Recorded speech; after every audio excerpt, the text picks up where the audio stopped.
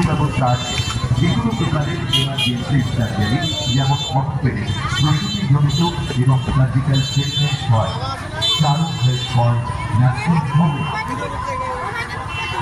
আমাদের এখানে স্বাস্থ্যসাথী এবং ইন্স্যুরেন্সের দ্বারা চিকিৎসা আছে।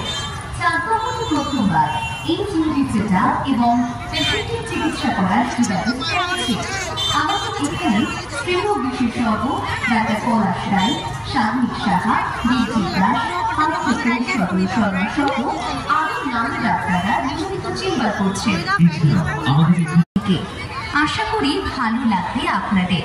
তাই তো আপনাদেরকে আমাদের উৎসব অঙ্গনে পেয়ে আমরা অভিভূত, আনন্দিত।